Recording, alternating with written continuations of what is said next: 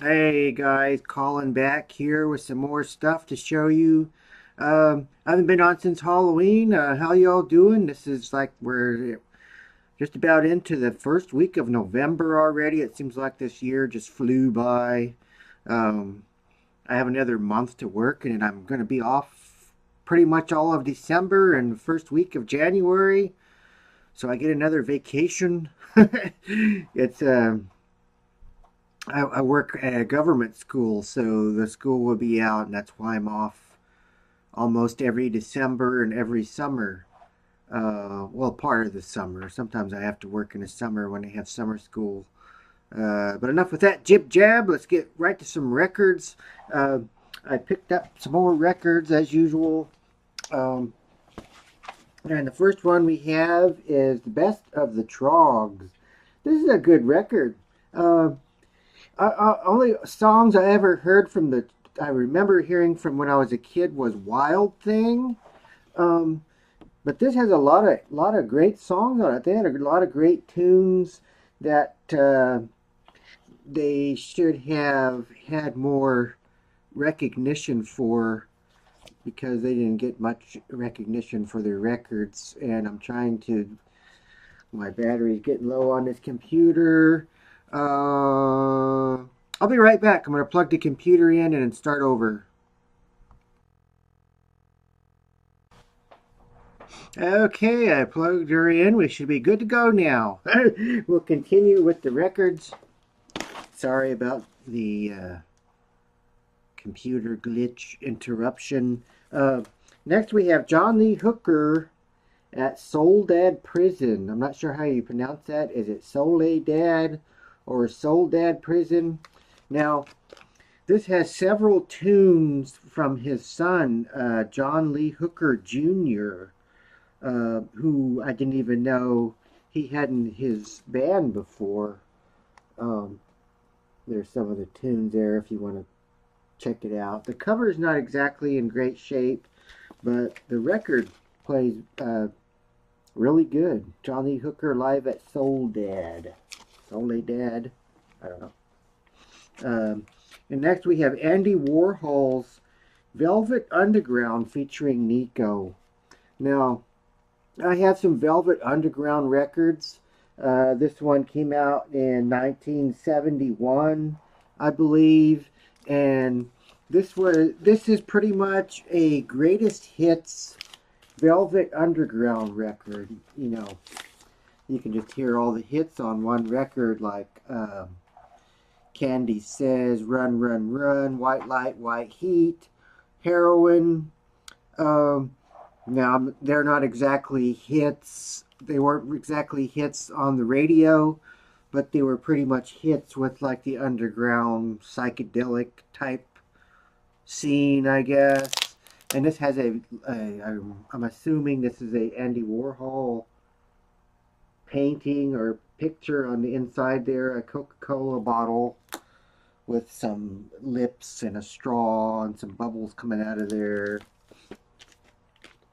But that's a pretty good record. You can just listen to all the good ones on one. Um, and here we have this one I haven't even listened to yet. This is Eric Burdon and the Animals. Every One of Us. I'm a big fan of Eric Burdon and Eric Burdon and the Animals and whatever incarnation of his bands or groups or solo stuff that he did. And here's another one, the Eric Burdon Band, Sun Secrets. Now, this is a very good record. Um, I'm sure you all know their hits from their early hits like Don't Let Me Be Misunderstood. Um, and there's a Johnny Cash song on here even called Ring of Fire. Uh, that him and June Carter wrote, or I think basically June Carter wrote that song, uh, Ring of Fire, for Johnny Cash. Um, but this one is a very good record. It's almost a jazzy, bluesy version of these songs. Um, Almost like it better than the original Don't Let Me Be Misunderstood because it's slowed down a lot and has a totally different beat. And here we have a Norah Jones Daybreak Deluxe Edition. I really like this lady's smoky voice, and she plays a piano. If you don't have any Norah Jones, I highly recommend her too. This band, I have not. I tried to listen to this briefly, but I had something else to do, so I'm gonna have to get back to it. And it's H.P. Lovecraft. At the moment, I can't even remember what the music really sounded like. But this is another old band, I assume, from the 60s, I believe. H.P. Lovecraft. At least they certainly dress like they're like 60s outfits there. And here we have a oddball poetry album by Dylan Thomas. As you all know, I'm into poetry and different types of stuff, including oddball records. And this is Dylan Thomas reads some of his poems. Poem on his birthday, and death shall have no dominion.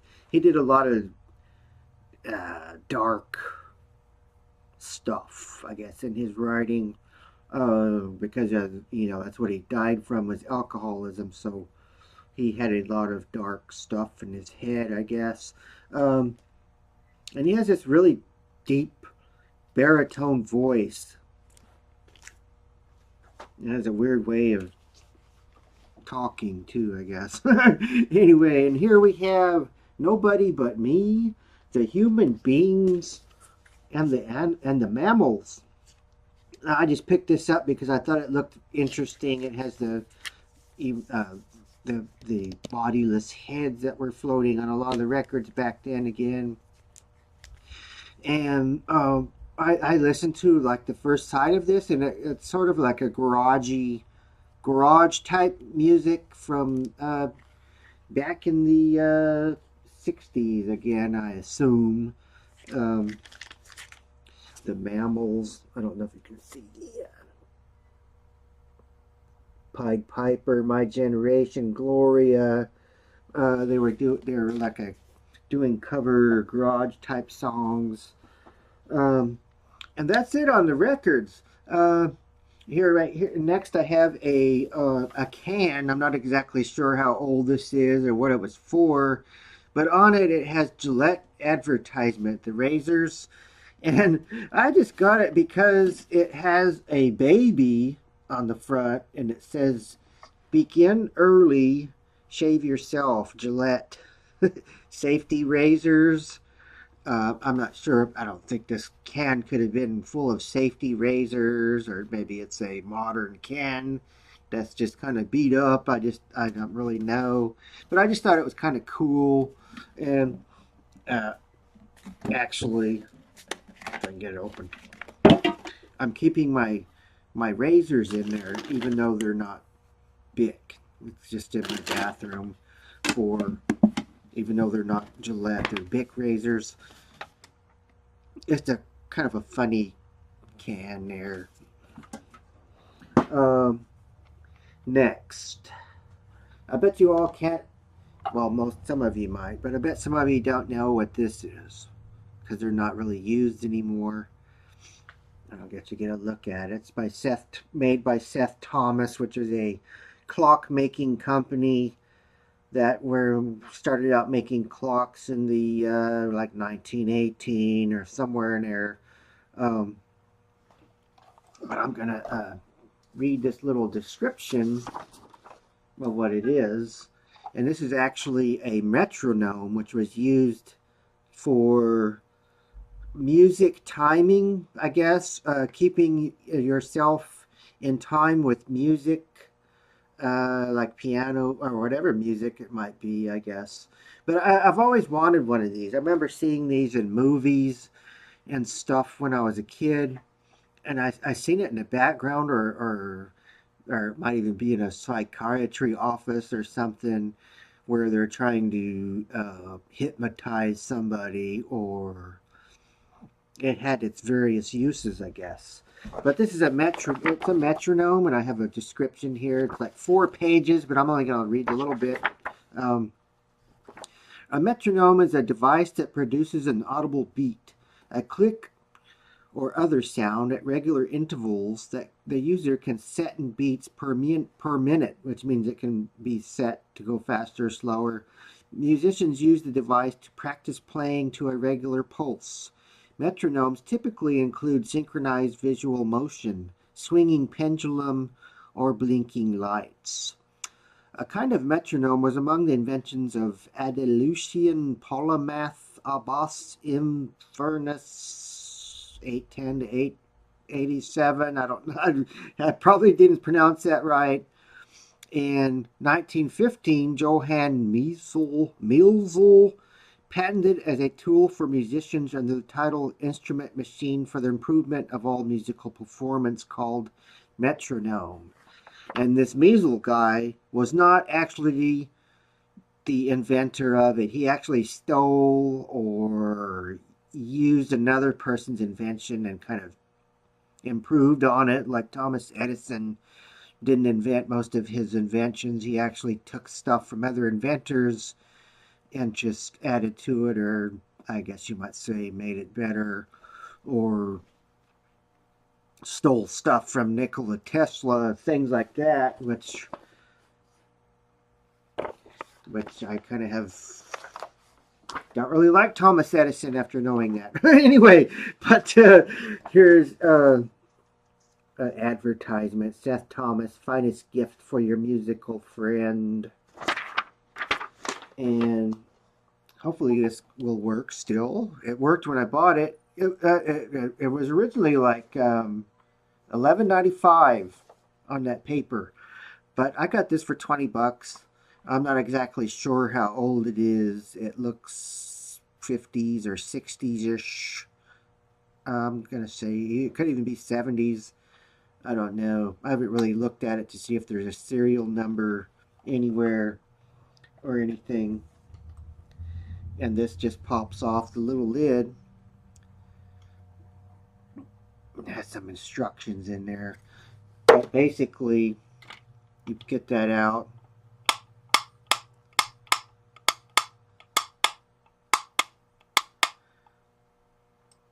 There you go. Oh, it's not sitting flat. Okay.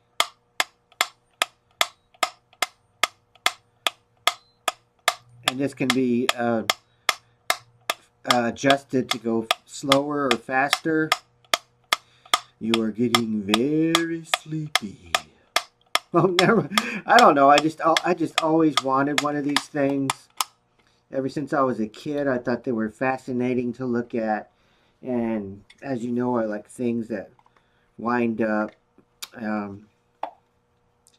I like listening to my wind-up clocks when I'm writing poetry and stuff. So I thought I could slow this down a bit, put it somewhere, and just let it tick while I'm writing my stories, or even when you're going to bed. It's kind of meditative.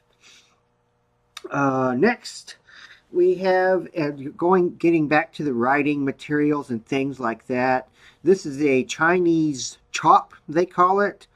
It's got a lion on it. Actually, it's a Chinese seal, and the seal on the bottom means double happiness. I'm just now kind of getting into these. This was only $9.99. It's a modern one. Now, these go way back thousands of years in China and Japan. But yeah, and it has this little ink pad, like a paste that you use to stamp your letters or your papers or whatever. And I just like cool little gadgets like that. And here we have a book. Lastly, we have a book. And it's The Great Adventures of the Great Crime Busters. This is probably a 50s or 60s book again, because I could not find a copyright inside of this. 25 cents. And it's a collection of little stories. Here you can see I got it for $1.50. It's kind of falling apart and the pages are yellowed. but I figured before it disintegrates, I could at least read some of the stories in there because they seem very interesting. And the first story is called The Invisible Eye. Some years ago, poor as a church mouse, I took refuge in the roof of an old house in Mennesanger Street, Nuremberg, and made my home in the corner of the garret. I was compelled to walk over my straw bed to reach the window, but this window was in the gable end, and the view from it was magnificent, with the town and country spread out before me. I could see the cats walking gravely in the gutters, the storks their beaks filled with frogs carrying nourishment to their ravenous brood, the pigeons springing from their coats, their tails spread like fans, hovering over the streets. In the evening, when the bells called the world to the Angelus, with my elbows upon the edge of the roof, I listened to their melancholy chimes. I watched the windows as one by one they were lighted up, the good burglars smoking their pipes on the sidewalks, the young girls in their red skirts with their pitchers under their arms, laughing and chatting around the fountain, St. Sebald. Gradually all this faded away. The bats commenced their rapid course. I retired to my mattress in a sweet peace and tranquility. And that was just a little opening section of The Invisible Eye by Emile Erckmann and Pierre Chatrain.